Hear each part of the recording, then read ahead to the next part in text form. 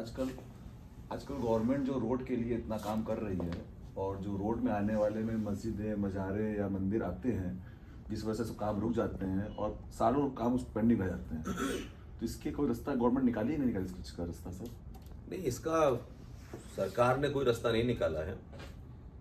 Supreme court के 2 जजेस Shri N Mishra साहब और अमिताभ रॉय साहब, इन दोनों लोगों ने 2018 में एक जजमेंट दिया है और उन्होंने कहा है कि देश की सार्वजनिक स्थलों पर कोई भी रिलीजियस प्लेसेस, चाहे वो मज़ार हो, वो मंदिर हो, गुरुद्वारा हो, वो इलीगल है और ऐसे तमाम स्ट्रक्चर को डिमोलिश करके राज्य सरकारें अपने रेस्पेक्टिव हाई कोर्ट में एफिडेविट जमा करें। अब ये 2018 में ऑर्डर हुआ।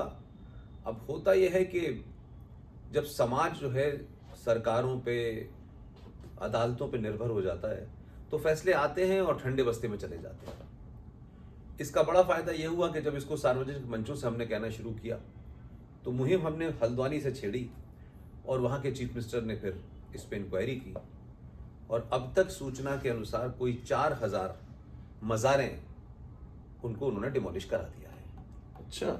और साथ साथ ये भी मैं बता दूं कि भारत में ही नहीं पूरी दुनिया में इस्लाम में मज़ार हराम है, मज़ार नहीं बन सकती।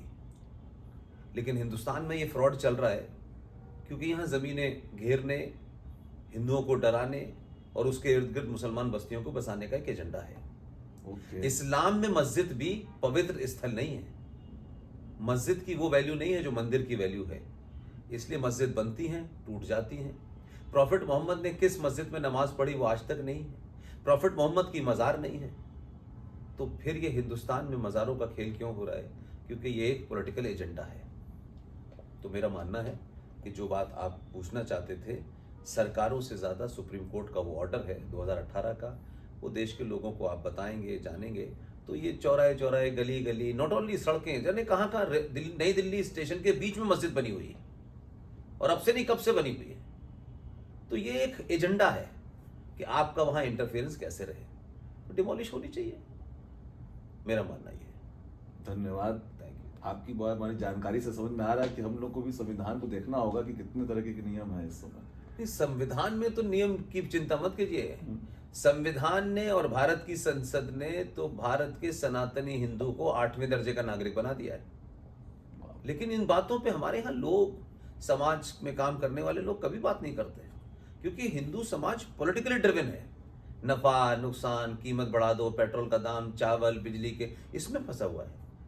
इसलिए राष्ट्र की जो असल समस्याएं, जो मूल समस्याएं हैं, जो थ्रेट करती हैं, जो आपके एग्जिस्टेंस को थ्रेट करती हैं, उसमें अनभिज्ञ हमारे लोग। हजारों संगठन है हिंदुओं के, लेकिन कोई नहीं बताता ये बात। अच्छा हुआ कि आपने सवाल पूछ लिया। इस बहाने आपके माध्यम से कम लोगों को पता तो चले कि भाई सुप्रीम कोर्ट ने जब ऑर्डर कर दिया है, वो तो हाईएस्ट कोर्ट है, फिर उसके बाद सरकारें क्यों डर रही हैं और समाज इसे उठाने से क्यों डर रहा है। कम से कम समाज की भूमिका में आप लोगों को अवेयर करेंगे। आप डिस्ट्रिक्ट मजिस्ट्रेट के पास जाकर के एक विज्ञापन देंगे कि भाई कि हम ये आपको ज्ञापन दे रहे हैं कि ये सुप्रीम कोर्ट का ऑर्डर है, माननीय आप इसको लागू करें।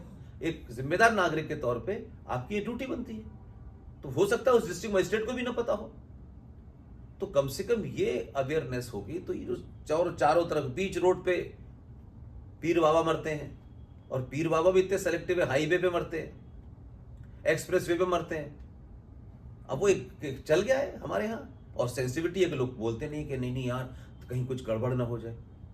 उन्होंने इसका डर पैदा कर दिया।